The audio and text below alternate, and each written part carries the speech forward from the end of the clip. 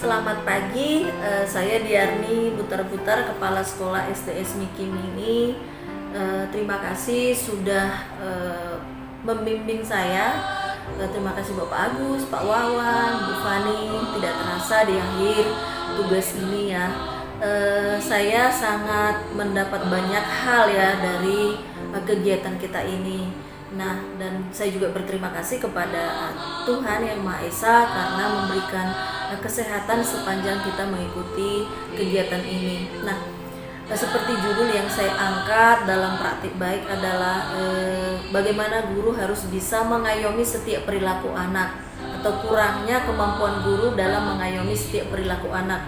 Nah, pembiasaan-pembiasaan yang sudah kami lakukan selama ini salah satunya adalah bahwa setiap orang harus kembali kepada panduan hidupnya.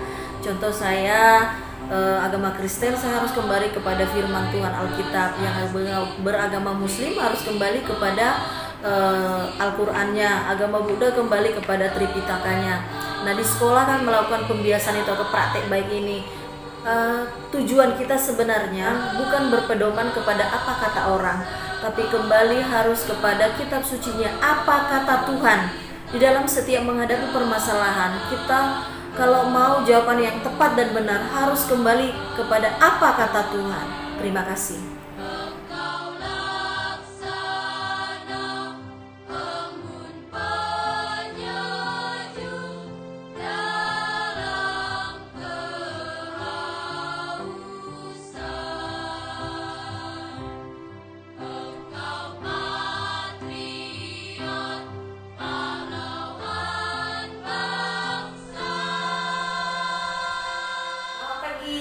Miss Anggun, Selamat pagi, Teacher Dia. gimana kabarnya pagi ini? Antusias luar biasa, sehat. Amin. Nah, saya mana tanggapan Miss Anggun tentang kesulitan yang kita hadapi saat ini? Untuk kesulitannya, yang pasti yang pertama itu yang harus saya bangun adalah komunikasi yang baik bersama orang tua. Karena mau tidak mau, anak-anak sekarang akan didampingi sama orang tua. Bisa juga ya, ada juga hadis dari riwayat Al-Bayuki itu dijelaskan bahwanya sebaik-baiknya ibadah umatku adalah membaca Al-Quran. Jadi di sini sudah dijelaskan sebaik-baiknya ibadah untuk umat kita, umat kami Muslim adalah membaca Al-Quran. Nah, dijelaskan juga di sini di dalam Quran surat Al-Isra bahwa Allah berfirman, sesungguhnya Al-Quran ini memberikan petunjuk kepada jalan yang lebih lurus dan memberi kabar gembira kepada orang-orang mukmin yang mengerjakan amal soleh bahwa bagi mereka adalah pahala yang besar. Dijelaskan di sini. Halangan hambatan. Contoh sinyal. Anak-anak akhirnya main gadget terlalu panjang. Bagaimana tanggapan Miss Desi tentang hal ini? Ya, kalau kita lihat untuk zaman sekarang Ibu, kondisi corona sekarang itu sangat-sangat memang kalau kita lihat itu sangat berpengaruh banget dalam segala aspek. Apalagi untuk sekarang ini, masa sekarang dalam pembelajaran anak-anak di rumah dengan keadaan yang harus memang pegang gadget, yang selama ini mereka nggak pegang gadget, akhirnya Orang mereka tua batasi kian bilang kita semakin sulit ya.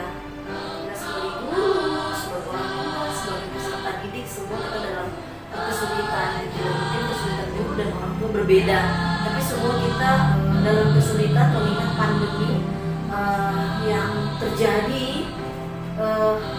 mau nggak mau membuat kesesakan-kesesakan di dalam diri kita gitu. Nah, menurut saya kan harus setiap orang harus kembali kepada panduan hidupnya supaya dia bisa memperoleh kekuatan untuk menanggung semua beban yang dia yang akan kita tanggung di kedepannya gitu. Gimana tanggapan Grace tentang hal ini, bahwa setiap orang harus kembali kepada panduan hidupnya? Ya, terima kasih Bu. Menurut saya ya, untuk sekarang ini zaman sulit ya, karena baru kali ini tahun ini yang memang luar biasa ya yang kita hadapi, sangat-sangat sulit dan kita nggak bisa Di luar pikiran kita. Di luar pikiran kita. Cari dana ya untuk memenuhi kebutuhan mereka ya. Sehingga beban itu nggak bisa dipungkiri akan mempengaruhi perilaku mereka. Nah, guru untuk semakin bisa harus kuat kan menanggung ini gitu.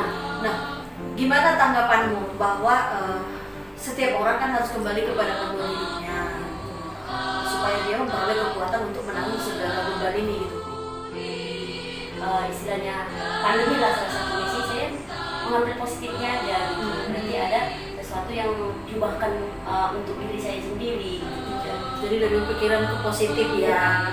Ibu, selamat pagi. Dengan Ibu Pipit ya, oke. Beban orang tua kan bertambah di zaman pandemi ini gitu loh. Belum lagi kita cari nafkah, tapi juga anak-anak harus dampingi karena bagaimanapun namanya anak masih butuh aturan-aturan dari orang tuanya gitu. Nah di dalam keterbatasan ini menanggapi atau menanggulangi permasalahan. Yang pertama, saya berserah kepada Tuhan. Yang kedua, saya berdoa, saya meminta kepada Tuhan, bahwa anak saya baik-baik saja. Terus apa yang saya perkatakan, saya meminta kepada Tuhan, anak saya itu mau mengikutinya. Karena kita sebagai orang tua pasti kita membimbing yang terbaik untuk dia. Nah itu pembelajarannya juga sudah cukup berat ya. Belum bekerja, dampingi anak, online gitu. Nah gimana nih tanggapan Ibu tentang masa-masa yang sulit ini? Kalau aku sebagai orang tua kan demi anakku tetap aja aku berusaha. Benar, iya.